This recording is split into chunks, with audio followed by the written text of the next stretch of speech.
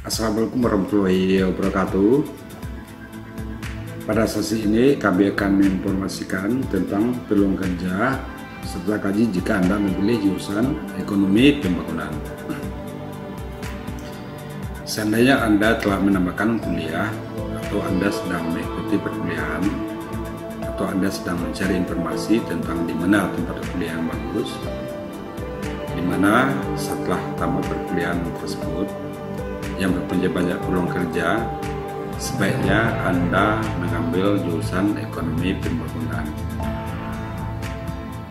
Untuk lebih jelasnya, di mana saja peluang kerja apabila Anda menguasai ilmu ekonomi pembangunan, tonton video ini sampai habis, sehingga Anda akan lebih bersemangat dan berjuang dalam menggapai perkuliahan yang telah menunggu Anda. Jurusan ekonomi pembangunan adalah jurusan yang terletak di Fakultas Ekonomi di suatu perguruan tinggi. Yang jurusan ini mempelajari tentang ilmu ekonomi dari perspektif pembangunan, baik dari pembangunan yang sudah, sedang, atau akan terjadi di negara berkembang. Ekonomi pembangunan termasuk dalam rumpun sosum dan menjadi bagian dari Fakultas Ekonomi dan Bisnis. Mari sebelum kami menyampaikan informasi ini, mohon di subscribe dulu channel ini agar channel ini juga bisa berkembang. Baiklah, berikut kami sampaikan prospek kerja atau peluang kerja serta gaji yang akan kamu peroleh apabila Anda memilih jurusan ekonomi pembangunan. 1. Di lembaga swadaya masyarakat. Untuk menganalisa berbagai hal tentang pembangunan industri, ekonomi perbankan, dan analisa lainnya, LSM pasti membutuhkan lulusan jurusan ekonomi pembangunan. Pekerjaan Anda di sini adalah menganalisa berbagai hal tentang kegiatan dari LSM tersebut. Biasa gaji yang Anda dapatkan di sini adalah mulai dari 4,5 juta sampai dengan 10 juta tiap bulan. Yang kedua, Research and Development.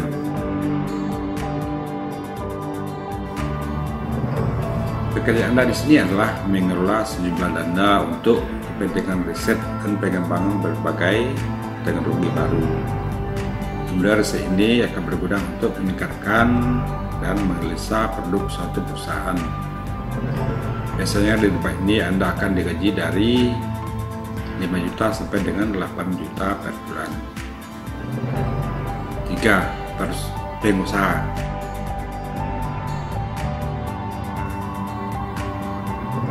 Dengan ilmu ekonomi pembangunan yang kamu miliki, kamu juga bisa mengembangkan bisnis tersendiri, yaitu jadi pengusaha.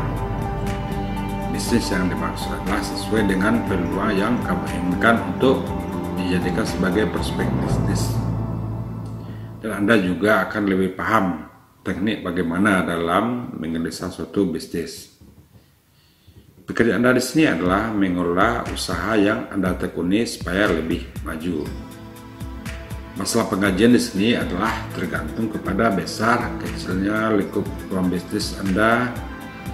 Biasanya untuk pengajian kamu yang menentukan biasanya mulai dari 10 juta sampai dengan ratusan juta per bulan. Yang keempat, analisis bisnis.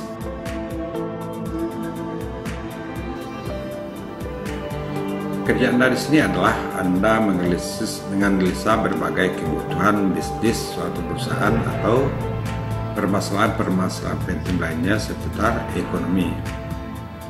Analisa ini biasanya juga dilakukan untuk mengembangkan bisnis suatu badan usaha atau perusahaan. Gaji yang Anda dapatkan di sini biasanya dari 5 juta sampai dengan 8,5 juta per bulan. Yang kelima, jadi data analis.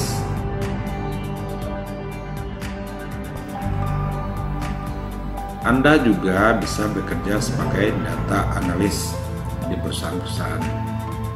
Pekerjaan Anda di sini adalah Anda harus mencari dan mengumpulkan data-data yang nantinya kamu ubah dan sajikan dalam bentuk angka. dan menerjemahkan kepada klien Anda atau perusahaan melalui bahasa yang mudah dimengerti. Untuk gaji Anda di sini biasanya dari 5 juta sampai dengan 9 juta per bulan. Nomor 6, di BPK. Bekerja di Badan Pemeriksa Keuangan ini adalah impian bagi setiap orang. Pekerjaan Anda di sini adalah memeriksa aliran dana pada suatu instansi atau lembaga yang sesuai dengan peraturan pengelolaan keuangan.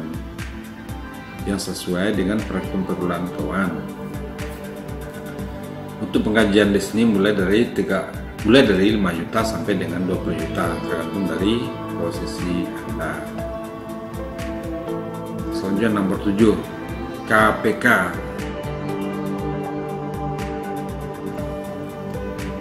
Bekerja di Komisi Pemberantasan Korupsi juga sangat disenangi oleh banyak orang karena di sini adalah bentuk pengawasan dari pemerintah. Tetapi bekerja di sini biasanya tesnya agak berat. Pekerjaan Anda di sini adalah memeriksa indikasi terjadi kebocoran keuangan negara yang mengakibatkan kerugian negara. Gaji Anda di sini adalah dari 5 juta sampai dengan 20 juta tiap bulan. Selanjutnya BPKP.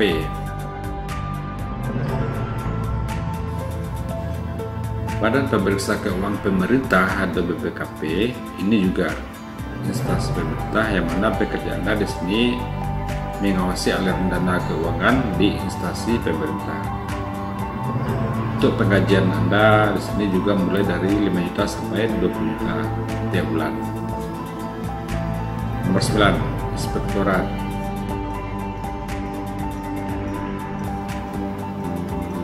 Di Inspektorat ini biasa pekerjaan Anda adalah mengaudit pelaksanaan anggaran dan membuat laporan terhadap temuan-temuan yang didapati serta tentang standarisasi belanja barang dan belanja modal. Inspektorat ini berada pada setiap institusi.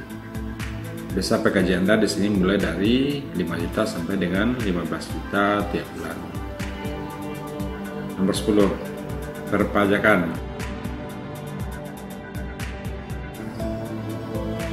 Perpajakan adalah Anda bekerja di kantor pajak. Selanjutnya di perpajakan biasanya Anda akan mengelola mulai dari pengadministrasian pajak sampai pengelolaan yang wajib pajak. Gaji Anda di sini biasa mulai dari 5 juta sampai dengan 15 juta tiap bulan.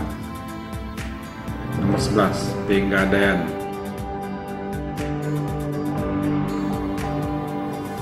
Pegadaian ialah sesuai dengan namanya, yaitu menerima gadai daripada masyarakat, baik yang digadaikan itu berupa yayasan ataupun berupa yang lainnya. Jadi pekerjaan Anda di sini yaitu menganalisa kondisi barang-barang yang akan digadaikan oleh masyarakat. Adapun gaji Anda di sini mulai dari 4 juta sampai dengan 15 juta per bulan. 12, Bank Indonesia.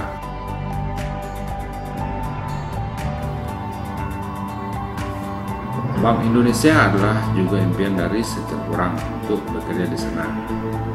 Biasanya cara penerimaannya melalui kampus sendiri, yaitu mereka menerima nama-nama dari lulusan yang terbaik dari jurusan yang mereka inginkan, dan mereka akan melakukan seleksi sendiri-sendiri dari nama-nama yang dikirimkan oleh pihak kampus. Dan ada juga penerimaannya melalui online. Mereka menseleksi secara tersendiri, serta ada juga yang diterima secara offline. Pekerjaan Anda di sini adalah menganalisa permasalahan keuangan di bank itu sendiri ataupun permasalahan keuangan yang terjadi di bank binaan. Masalah gaji biasanya sangat menyenangkan, yaitu mulai dari 5 juta sampai dengan 50 juta bahkan lebih, sesuai dengan jabatan yang Anda tempati. Nomor 13, perusahaan internasional. Di perusahaan internasional juga dibutuhkan dari alumni jurusan ekonomi pembangunan, yang mana pekerjaan Anda di sini adalah menganalisa hal-hal yang terkait pembangunan industri atau analisa perbankan. Untuk gaji Anda di sini adalah mulai dari 5 juta sampai dengan 30 juta per bulan. Selanjutnya, nomor 14, riset pasar saham untuk prospek bisnis.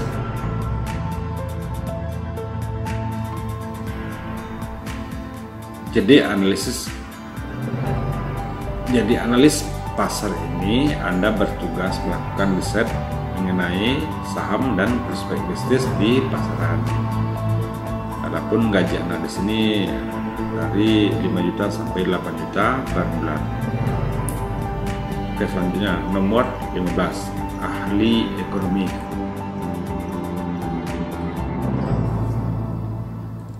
Sebagai seorang ahli ekonomi pembangunan, pekerjaan Anda di sini ialah melakukan riset, memantau data yang terkumpul, menganalisa informasi, dan membuat laporan dengan berkaitan dengan ekonomi. Hasil laporan Anda akan berguna untuk penentuan keputusan baik dari perusahaan ataupun dari instansi tertentu. Gaji Anda di sini adalah dari 5 juta sampai dengan 18 juta tiap bulan. Nomor 16, sebagai dosen.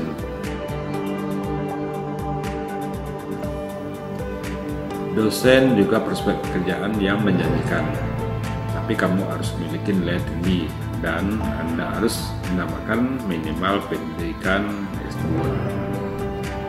Itu persyaratan sekarang dari pemerintah. Kalau dahulu untuk menjadi dosen bisa dari tamatan S1 saja.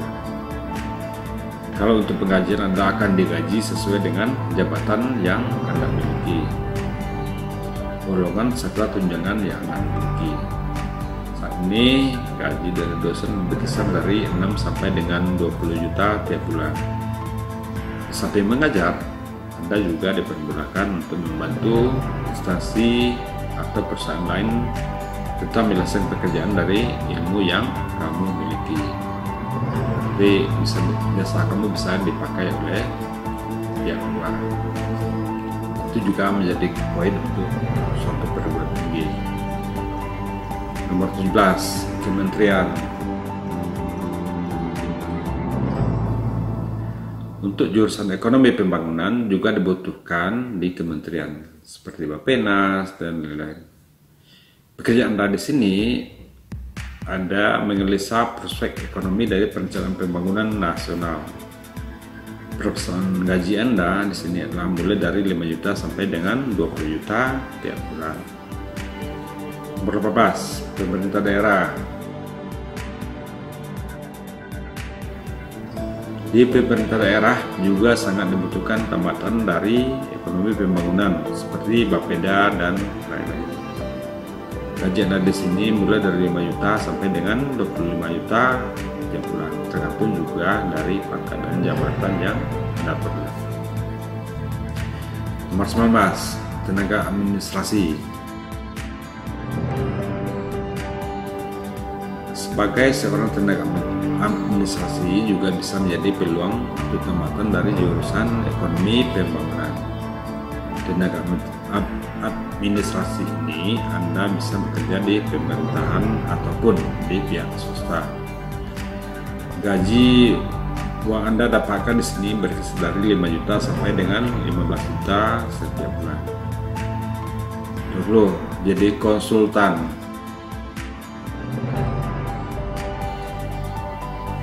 Sebagai konsultan juga banyak menyerap kerja untuk jurusan ekonomi pembangunan. Pekerjaan konsultan ini Anda juga menerapkan ilmu ekonomi pembangunan terhadap sesuatu yang direncanakan. Biasanya pekerjaan Anda di sana adalah meninjau aspek ekonomi dari suatu kegiatan yang sedang berlangsung atau yang akan dilaksanakan. Gaji Anda di sini berkisar dari 5 juta sampai dengan 8 juta untuk tiap bulannya. Nomor 21, sebagai konsultan AMDAL.